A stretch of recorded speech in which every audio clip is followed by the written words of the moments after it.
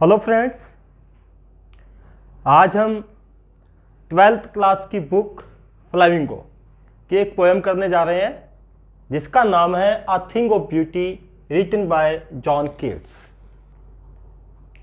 अगर हम बात करें अ थिंग ऑफ ब्यूटी की तो इसमें एक डिवाइस का यूज है जिसे हम एलेग्री कह सकते हैं। एलेग्री क्या होता है? जब हम लीजेंडरी कैरेक्टर्स को, मिथोलॉजिकल कैरेक्टर्स को यूज करके अपनी बात को, अपने व्यूज को, अपने थॉट्स को एक्सप्लेन करें तो उसे कहते हैं कि एलेग्री का यूज हुआ है। अब अ थिंग ऑफ ब्यूटी में एलेग्री का यूज कैसे हुआ है, कैसे लेजेंडरी कैरेक्टर्स को यूज किया गया है? जॉन कीट्स ने एक एपिक, जिसको एपिक कहा गया है, महाकाव्य कहा गया है, एक पोइट्री लिखी थी जिसका नाम था एंडीमियन अ पोएटिक रोमांस। और कब इसको पब्लिश हुई थी? 1818 में। 1818 में एंडीमियन अ पोएटिक रोमांस जो इनकी बुक है वो पब्लिश हुई थी। इसको एपिक कहा गया है क्योंकि इसमें लेजेंडरी कैरेक्टर्स का यूज हुआ है। और कैसे हुआ है कि इसमें एंडीमियन एक शेफर्ड है, एक गडरिया है, और जो कहाँ रहता है? वो माउंट लैटमॉस प्लेस पे रहता है। और एक दिन एंडीमियन जो एक यंग शेफर्ड है, इसको एक मून गोडेस जिसका नाम था सिंथिया के दर्शन होते हैं। और एंडीमियन सिंथिया की सर्च करने के लिए निकल पड़ता है। और जब वह इसकी सर्च करने के लिए निकल पड़ता है तो उसको बहुत सारी सुंदर वस्तुएं दिखाई देती हैं, ब्यूटीफुल थिंग्स। और उन चीजों को इस पोएम में एक्सप्लेन किया गया है।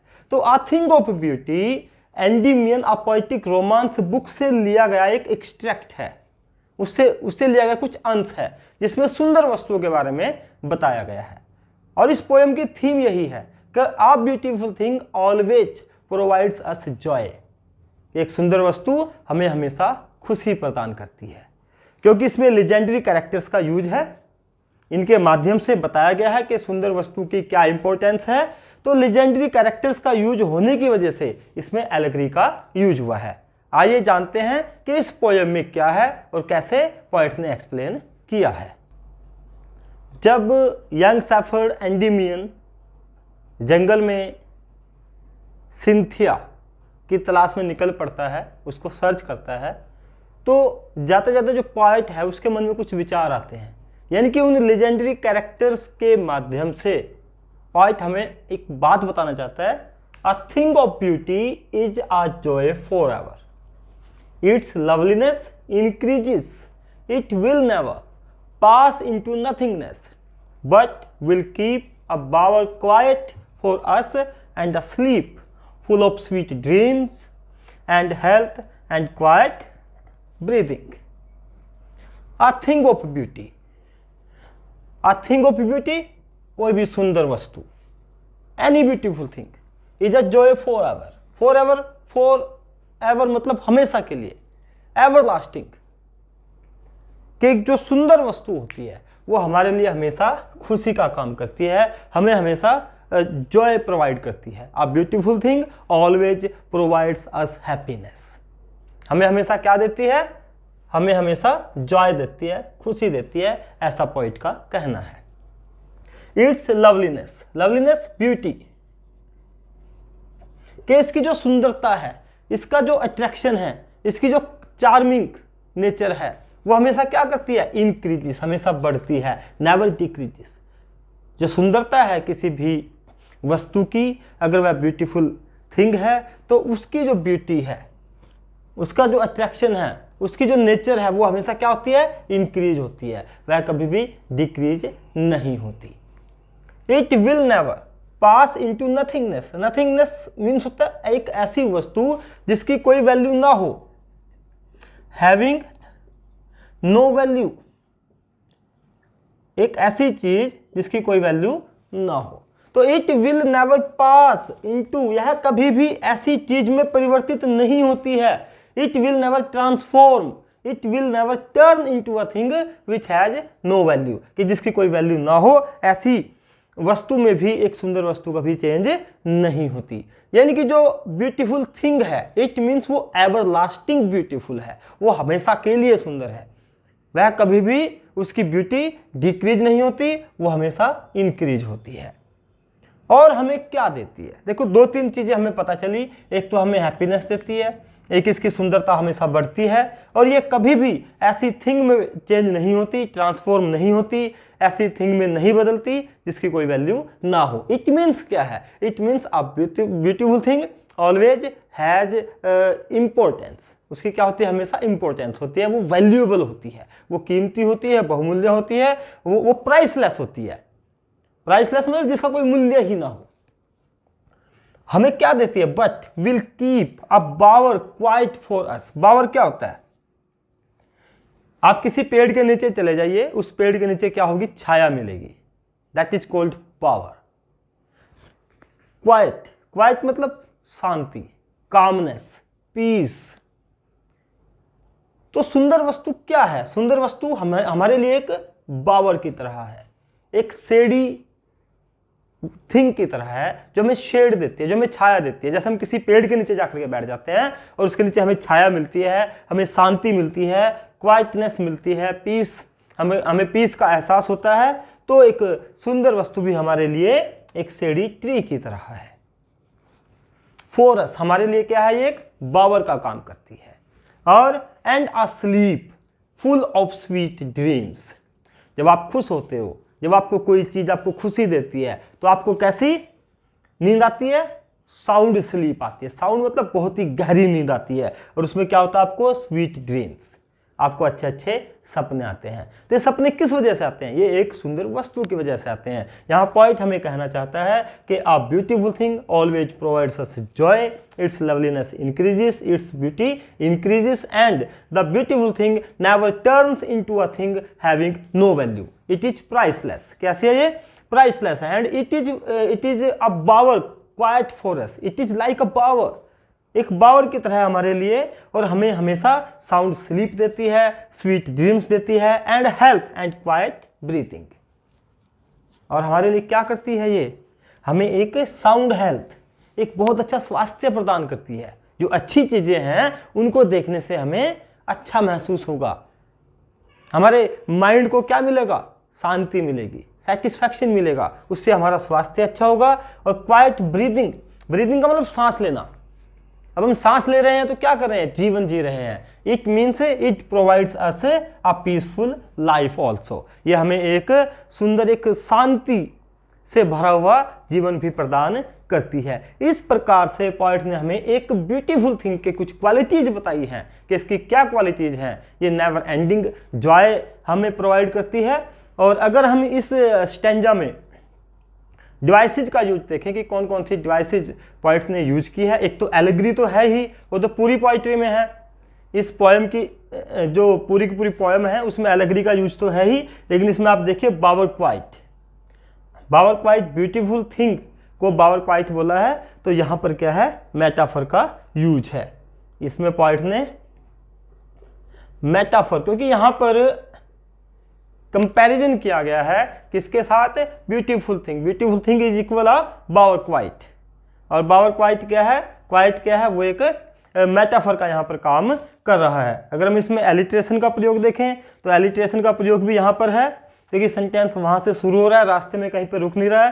यहाँ पर स, स्लीप और स्वीट में सा की वजह से कौन सी डिवाइस का यूज है? एलिट्रेशन का यहाँ पे यूज है। एलिट्रेशन क्या होता है? जिसको आप हिंदी में अनुप्रास अलंकार कहते हैं। तो इस प्रकार से इस स्टैंजा में पॉइंट ने हमें एक सुंदर वस्तु के बारे में बताया है कि सुंदर वस्तु हमें किस प्रकार से खुशी प्रदान करती है। पॉइंट आगे क्या कहता है कि ब्यूटीफुल थिंग कि क्या इंपॉर्टेंस है हमारे लाइफ में, किस प्रकार से ब्यूटीफुल थिंग हमें एक हैप्पी लाइफ प्रोवाइड करती है, और किन किन सिचुएशंस में। हमारे लाइफ की सिचुएशंस बैड सिचुएशंस भी हो सकती है, गुड सिचुएशंस भी हो सकती है। अगर बैड सिचुएशंस हैं तो उन सिचुएशन से एक ब्यूटीफुल थिंग हमें कैसे बाहर निकालती है। Therefore on every morrow are we wreathing, कहते हैं इस प्रकार से ऑन एवरी मोरो, एवरी प्रत्येक मोरो, द कमिंग मॉर्निंग, कल का जो दिन आने वाला है उसे बोलते हैं मोरो। कहते हैं प्रत्येक सुबह। आर वी रेथिंग, क्या हम गूंथ नहीं रहे हैं? रेथिंग मीन्स गूंथना, नीडिंग। पिरोना, अ फ्लारी बैंड, फ्लारी फूलों से युक्त एक बैंड जो है, एक माला जो है, गार्लैंड। टू बाइंड अस, अपने आप को बनाए रखने के लिए, बाइंड करने के लिए, बाइंड मतलब बांधना, अपने आप को बनाए रखने के लिए, टू द अर्थ, इस धरती पे। मतलब सिंपल सा एग्जांपल मैं स्टूडेंट्स के लिए देता हूं कि स्टूडेंट जिसको स्कूल में डांट पड़ी हो, घर में मम्मी पापा से पिटाई हुई हो, या कुछ ऐसी घटना हो गई है जिससे उसका मन उदास हो गया है, तो वह दिन उसका पूरी तरह से बेकार जाता है।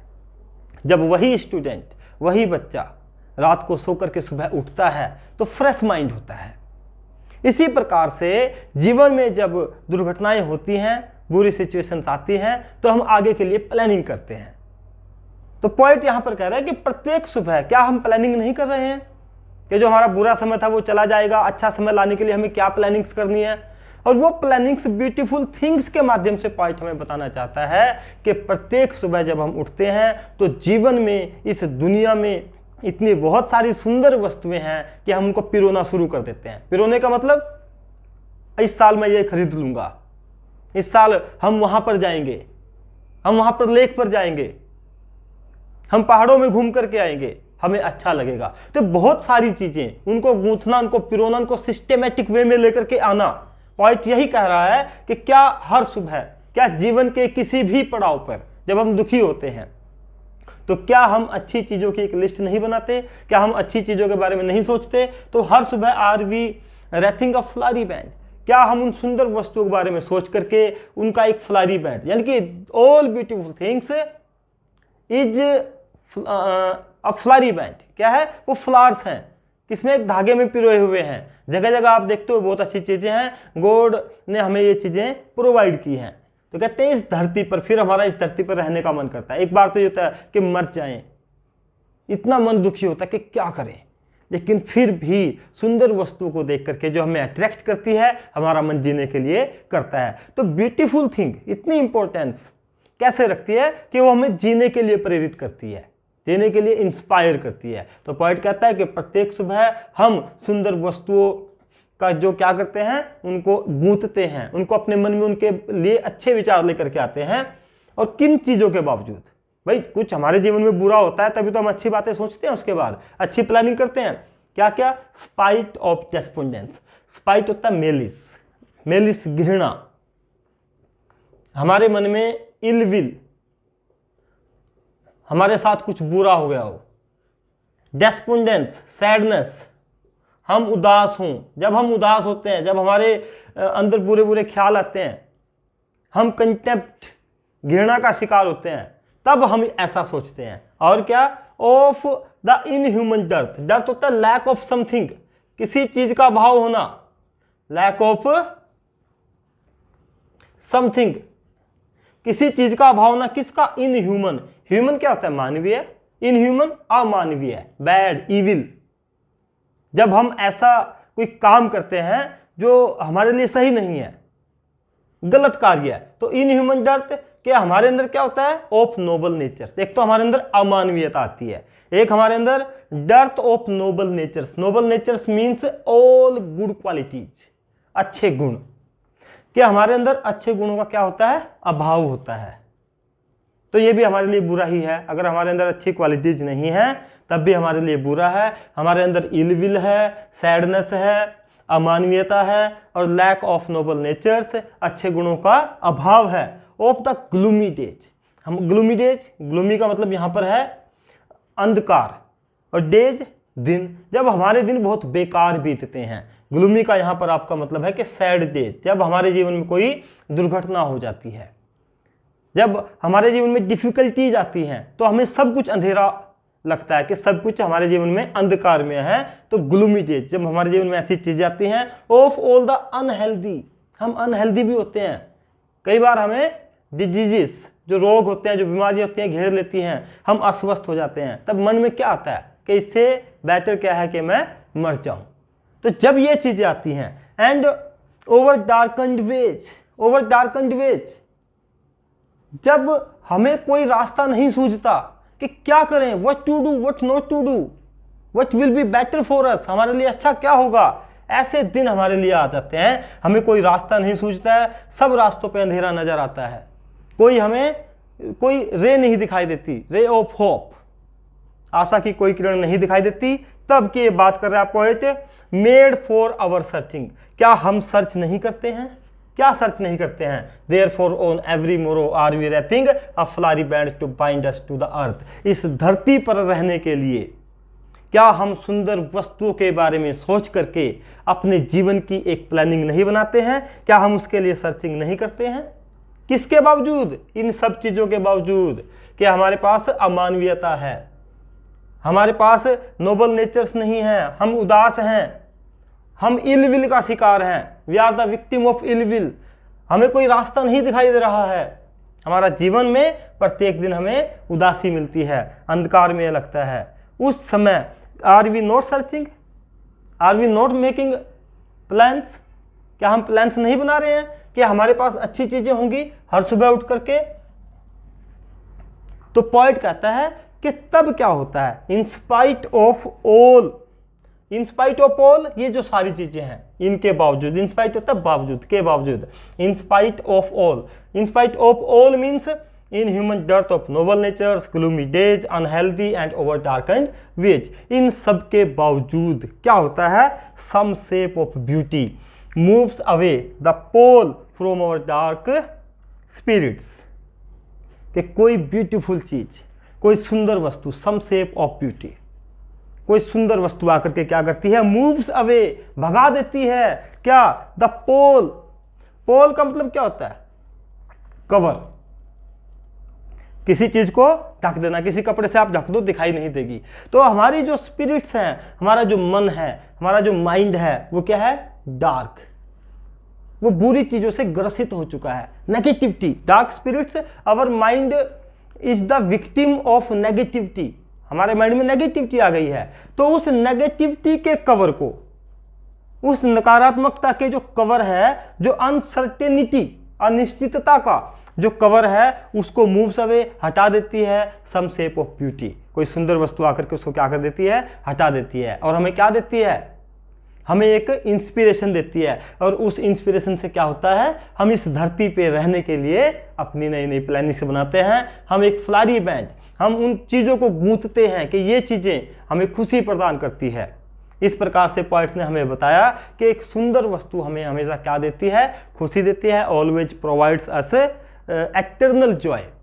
और किन चीज़ों के बावजूद, जब हम इन चीज़ों का शिकार होते हैं, उसके बावजूद हमें कोई आशा की किरण आती है और हमें सही राह पर ले जाती है। अगर इस स्टेंजा में हम डिवाइसेज की बात करें कि कौन सी डिवाइसेज हैं, तो वो हम देख लेते हैं कि यहाँ पर फ्लारी बैंड, फ्लारी बैंड में मेटाफर का प्रयोग है कि जो सुंदर वस्तुएं हैं वो एक फ्लारी बैंड का काम करती हैं। सुंदर वस्तु ही फ्लारी बैंड है और वो हमें क्या देती हैं, खुशी देती हैं। और इसके बाद ये सारी चीज़ें जो हैं, ये सिंबल किसका है, ये सिंबल है इल विल का, ये बुराइयों का सिंबल है। हमारी बुरी चीज़ें जो हैं उनका ये सिंबल है। अगर हम यहाँ पर देखें सम शेप, सा की यहाँ पर रेपिटेशन हुआ है, रिपीट हुए हैं ये, तो इसकी वजह से यहाँ पे कौन सी डिवाइस है, यहाँ पर एलिट्रेशन का प्रयोग हुआ है। अब इसके बाद पॉइंट हमें ये बताएगा कि सुंदर वस्तुएं कौन कौन सी हो सकती हैं। कुछ एग्जाम्पल्स पॉइंट ने हमें दिए हैं, आइए देखते हैं कि पॉइंट ने हमें क्या क्या एग्जाम्पल्स दिए हैं। अकॉर्डिंग टू द पॉइंट, हमारे पास कुछ सुंदर वस्तुएं हैं, उनकी एक लिस्ट पॉइंट ने हमें बताई है कि जो ब्यूटीफुल थिंग्स होती हैं वो क्या क्या हो सकती हैं। Such the sun, the moon, sun और मून ब्यूटीफुल थिंग्स है। क्यों? In winters we want sunrays, winter में हम सनरेज चाहते हैं कि भी धूप निकले। और मून, रात में जो चांद दिखाई देता है वो भी बहुत सुंदर दिखाई देता है। तो पॉइंट ने एक लिस्ट बनाई है और उस लिस्ट में क्या है, सन और मून को बहुत सुंदर वस्तुएं कहा है। Trees, old and young, trees चाहे वो बहुत पुराने हैं, काफी वर्षों पुराने हैं, चाहे वो यंग हैं, स्प्राउटिंग आ शेडी बून, शेडी जो शेड दे, छाया दे, जो क्या प्रदान करे, छाया। बून, बून मीन्स ब्लेसिंग, आशीर्वाद। जिसको किसी पेड़ के नीचे छाया मिल जाए, गर्मी का मौसम हो, तो उसके लिए तो ब्लेसिंग है। तो पॉइंट कहता है कि जो पेड़ हैं, ट्रीज भी सुंदर वस्तुएं हैं, चाहे वो ओल्ड हैं चाहे वो यंग हैं, क्योंकि वो हमारे लिए स्प्राउट करती हैं। स्प्राउट का मतलब तो अंकुरित होना होता है, लेकिन यहां पर इसका अर्थ है प्रोड्यूसिंग। जो हमारे लिए क्या प्रोड्यूस करते हैं, छाया प्रदान करते हैं, और जो हमारे लिए एक आशीर्वाद की तरह है। तो पोएट ने सन, मून और ट्रीज, ये तीन चीजों की एक लिस्ट अभी बन गई है हमारे पास कि कौन कौन सी तीन चीजें हैं। तो सन, मून और ट्रीज, ये हमारे लिए सुंदर वस्तुएं हैं। इसके बाद 4 सिंपल शीप, जो शेडी बून है, जो ब्लेसिंग है, किसके लिए है, 4 सिंपल शीप। शीप को, भेड़ को सबसे ज्यादा सिंपल माना गया है दुनिया में, कि सबसे ज्यादा साधारण है, ऑर्डिनरी क्रीचर है। और यहां पर सिंपल शीप जो इंसान है उसकी वीकनेस को, उसकी इनोसेंस, उसकी मासूमियत को दर्शाता है, क्योंकि शीप को बहुत इनोसेंस और वीक माना गया है। और जो ह्यूमंस हैं, जो इनोसेंस हैं और जो वीक हैं, वो भी सुंदर हैं, उनको भी एक सुंदर वस्तु कहा है। तो पॉइंट यहां पर यही कहता है कि जो पेड़ हैं, चाहे वो ओल्ड हैं चाहे वो यंग हैं, वो सिंपल शीप के लिए जब छाया प्रदान करते हैं तो वो उसके लिए एक आशीर्वाद की तरह होता है। इसलिए सिंपल शीप, ट्रीज, सन और मून, ये सब की सब क्या हैं, सुंदर वस्तुएं हैं। And such are daffodils. Daffodils a type of flower, जैसे मैरीगोल्ड होता है, रोज होता है, तो ऐसे ही डैफोडिल्स भी एक फूल का नाम है, वाइट कलर का फूल होता है। तो कहता है वो भी सुंदर वस्तु है, यानी कि all types of flowers. Daffodils तो केवल रिप्रेजेंटेशन कर रहा है, एक फूल का नाम यहां पे बताया है, इसका मतलब कि जितने भी फूल हैं सबका रिप्रेजेंटेटिव कौन है, डैफोडिल्स।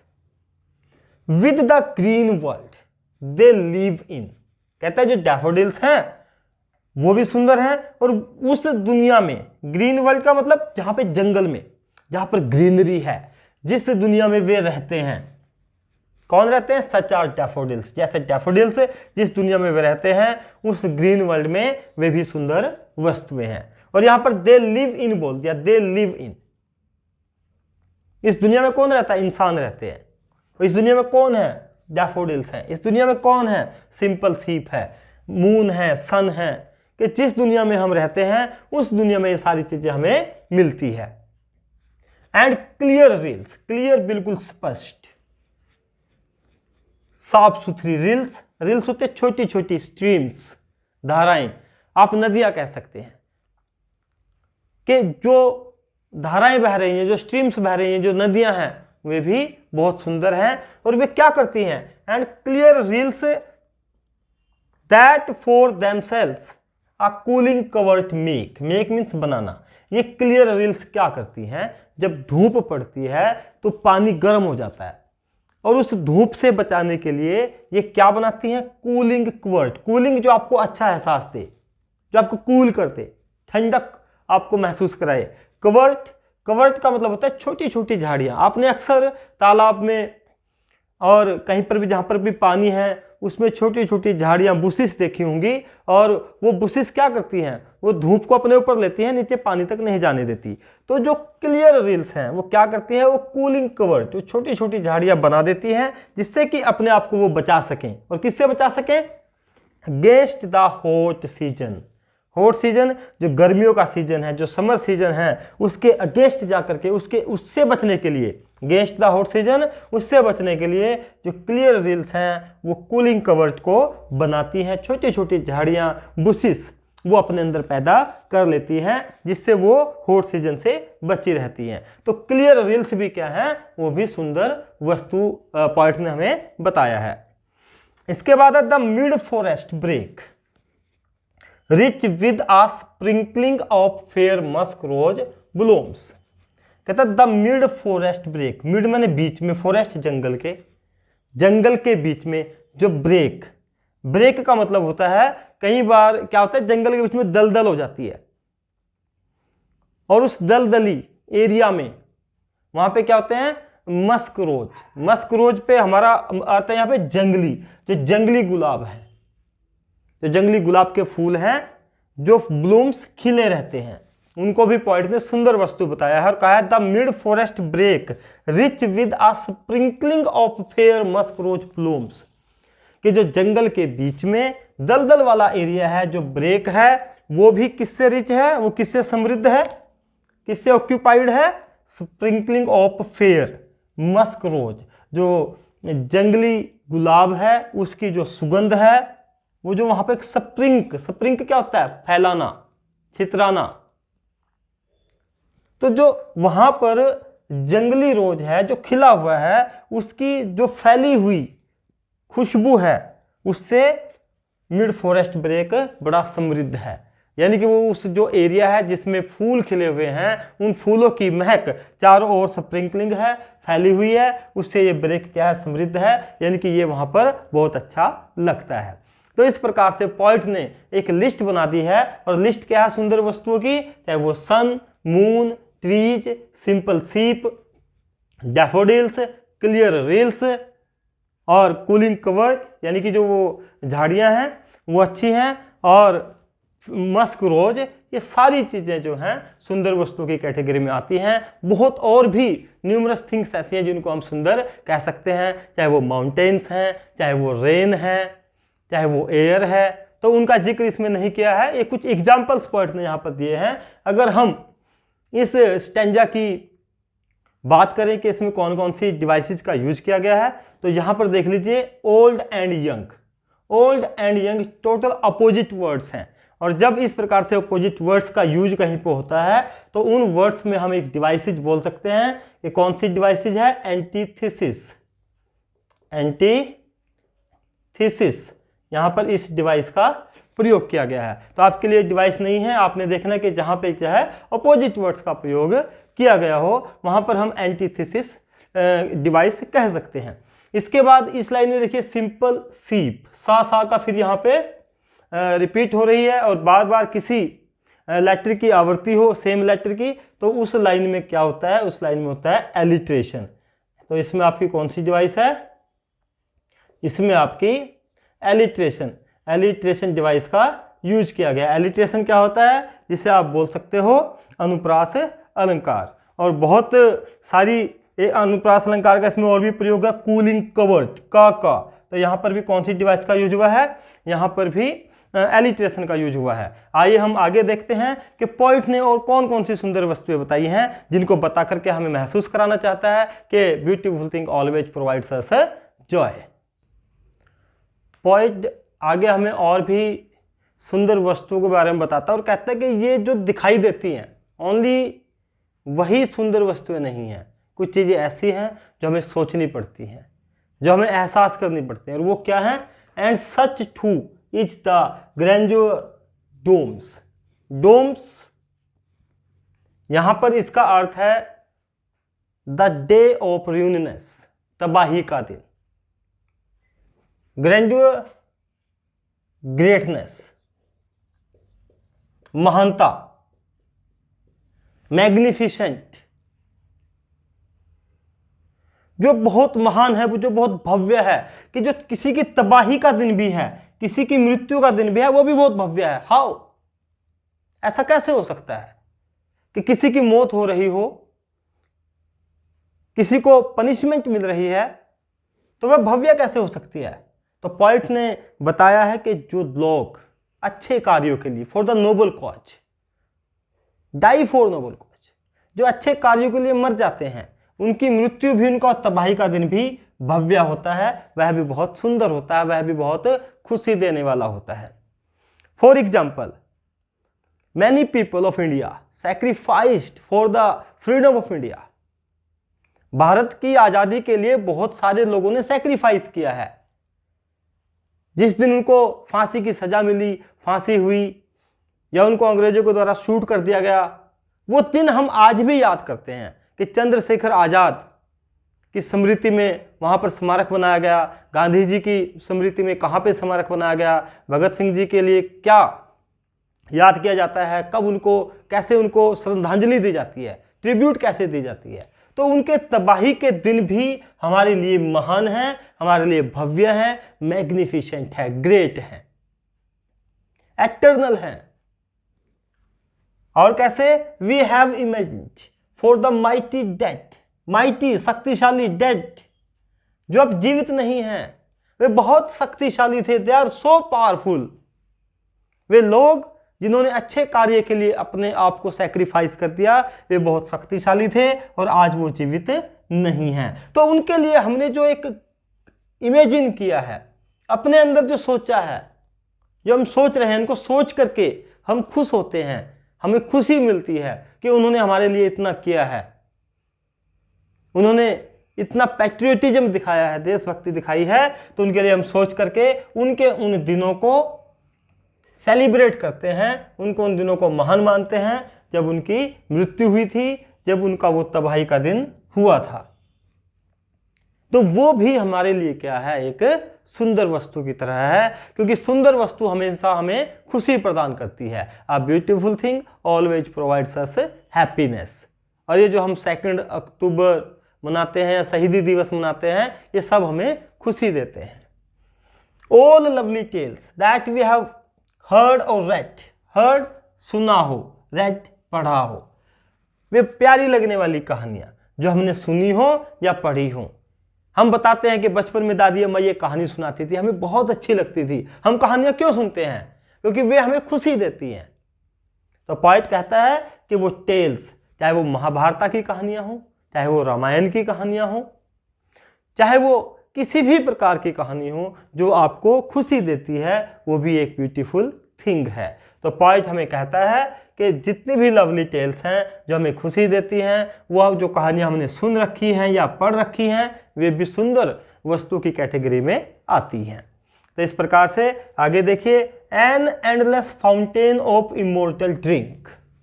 इमोर्टल क्या होता है? अनश्वर। ड्रिंक, ड्रिंक से हमारा मतलब यहां पे है अमृत से, नेक्टर।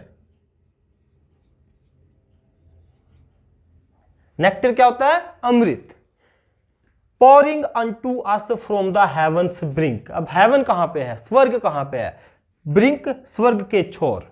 तो आपको एक सिंपल सी भाषा में समझ लीजिए कि स्वर्ग का छोर है, वहां पर एक एंडलेस, जिसमें कभी खत्म ही नहीं होगा, क्या? नेक्टर। एक ऐसा वहां पे फुवारा लगा हुआ है स्वर्ग के छोर पर, और उस स्वर्ग के छोर पर जो फुवारा लगा हुआ है वो हमारे ऊपर क्या उड़ेल रहा है? पोरिंग अनटू अस, क्या? Immortal drink. हमारे ऊपर क्या उड़ेल रहा है? इमोर्टल ड्रिंक उड़ेल रहा है, अनश्वर अमृत की बौछार कर रहा है। इट मीन्स क्या है कि भगवान ने हमें जो ये सारी चीजें दी हैं, सुंदर वस्तुएं दी हैं, ऐसा लगता है मानो एक एंडलेस फाउंटेन है, और वो फाउंटेन भगवान के पास वहां स्वर्ग में है, हेवंस ब्रिंक के पास लगा हुआ है, और उससे हमें इमोर्टल ड्रिंक प्राप्त हो रहा है। इमोर्टल ड्रिंक मतलब जो हमें खुशी देता है, हमें जो है उस इमोर्टल ड्रिंक की प्राप्ति हो रही है, और वहां से बहुत सारी चीजों की हमारे ऊपर बौछार होती है। वे बहुत सारी चीजें क्या हैं? लवली टेल्स हैं, माइटी डेड, माइटी डेड वो जो लोग हैं वो हैं, सन है, मून है, ट्रीज हैं, चाहे वो ओल्ड है चाहे यंग हैं, क्लियर रिल्स हैं और डैफोडिल्स हैं। इस प्रकार से बहुत सारी चीजें हमें गॉड ने, ईश्वर ने प्रोवाइड की हैं, और वो सारी चीजें हमें क्या देती हैं? खुशी देती हैं। तो आखिर की जो 2 लाइनें हैं उनमें यही बताया गया है कि ये सारी चीजें हमें ऐसा लगता है मानो कि there is a endless fountain on the brink of heaven and many things are going to be poured onto us। हमारे ऊपर बहुत सारी चीजें वहां से आ रही हैं। तो इस प्रकार से आ थिंग ऑफ ब्यूटी में पॉइंट ने एक्सप्लेन किया है how can we get happiness, कैसे हमें खुशी प्राप्त हो सकती है अपने आसपास की चीजों से ही, कैसे हम दुख से बाहर निकल सकते हैं, और कैसे कौन कौन सी चीजें हैं जो हमें दुखी करती हैं और उनसे निकलने के लिए हमें क्या करना चाहिए। अगर हम इस स्टैंजा में पोएटिक डिवाइसेस की बात करें तो यहां पर देख लीजिए, माइटी डेड। माइटी मतलब ताकतवर भी है और डेड भी है, ताकतवर भी और पूरा वीक भी है। तो जैसे हम बोल देते हैं open secret, open secret. Open secret मतलब क्या ओपन भी है बात और सीक्रेट भी है, तो हाउ इज इट पॉसिबल कि कोई चीज ओपन भी हो सकती है और सीक्रेट भी हो सकती है। तो ये अपोजिट वर्ड तो नहीं है। अपोजिट तो क्या होगा, ओपन का क्या होगा, ओपन का क्लोज्ड होगा, क्योंकि फिर तो एंटीथेसिस हो जाएगा। जैसे ट्रीज यंग एंड ओल्ड, हमने भी लास्ट स्टैंजा में किया था, ट्रीज ओल्ड एंड यंग, तो वहां पर एंटीथेसिस था, क्योंकि ओल्ड का अपोजिट क्या होगा, यंग होगा। लेकिन यहां पर ओपन का अपोजिट सीक्रेट नहीं है। सीक्रेट का मतलब है गुप्त बात, और ओपन जो बात सबको पता हो। तो ओपन सीक्रेट में यहां पर हम एक डिवाइसेज आती है जिसको हम बोलते हैं ऑक्सीमोरोन।